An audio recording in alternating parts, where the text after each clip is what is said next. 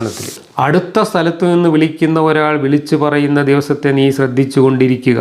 അതായത് ആ ഘോര ശബ്ദം അവർ യഥാർത്ഥമായി തന്നെ കേൾക്കുന്ന ദിവസം, അത് പുറപ്പെടുന്ന ദിവസമാകുന്നു.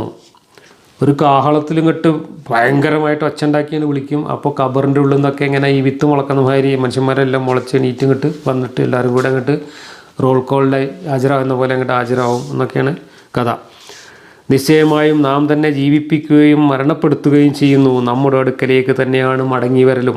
അതായത് ഭൂമി അവരിൽ നിന്ന് പിളർന്നു പോകുന്ന ദിവസം. അപ്പോൾ ബന്ധപ്പെട്ടവരായി നമുക്ക് എളുപ്പമുള്ള ഒരുമിച്ച് കൂട്ടലാണിത്. അവർ പറയുന്നതിനെപ്പറ്റി നാം നല്ലവണ്ണം അറിയുന്നവനാകുന്നു. താങ്കൾ അവരുടെ മേൽ നിർബന്ധം ചെലുത്തുന്ന ആളല്ല. ആകയാൽ എൻ്റെ താക്കീത് ഭയപ്പെടുന്നവരെ താങ്കൾ ഖുർആൻ മുഖേന ഓർമ്മപ്പെടുത്തുക.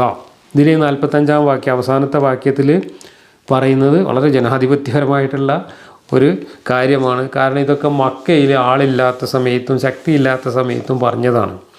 തൽക്കാലം അവരെങ്ങനെ നിഷേധിച്ചാലും അവരെന്ത് പറഞ്ഞാലും നീ അങ്ങ് ക്ഷമിച്ചാളാ, അവരോടൊന്നിനും പോകണ്ട, നീ ഇങ്ങനെ ഖുർആൻ ഓതിയിട്ട് അവർക്കിങ്ങനെ ഓർമ്മിപ്പിച്ചാൽ മാത്രം മതി എന്നൊക്കെയാണ് ഇവിടെ ഉപദേശിക്കുന്നത്. പക്ഷേ ഈ ഉപദേശമൊക്കെ 4 ആൾ ഒപ്പം കൂടിയതോടുകൂടി പിന്നെ അള്ളാഹു മാറ്റി പറഞ്ഞതായിട്ട് കാണാം.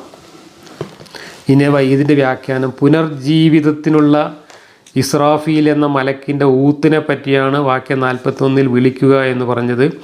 അതെല്ലാവരും കേൾക്കും. അടുത്ത സ്ഥലം എന്നതിനെപ്പറ്റി ഭൂമിയിൽ നിന്ന് ആകാശത്തേക്ക് ഏറ്റവും അടുത്ത സ്ഥലം എന്നാകുന്നു ഖുർആൻ വ്യാഖ്യാതാക്കൾ പ്രസ്താവിച്ച് കാണുന്നത്.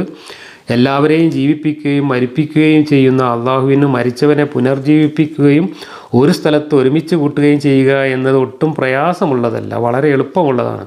അതിനെ നിഷേധിക്കുന്ന സത്യനിഷേധികളെ നിർബന്ധിച്ച് കാണിക്കേണ്ട ഉത്തരവാദിത്വം നബിക്കില്ലെന്നും വിശുദ്ധ ഖുർആൻ കൊണ്ട് ഉപദേശം നൽകലാണ് താങ്കളുടെ ചുമതലയെന്നും അവസാനമായി നബിയെ അള്ളാഹു ഉണർത്തിയിരിക്കുകയാണ്. ഇതാണ്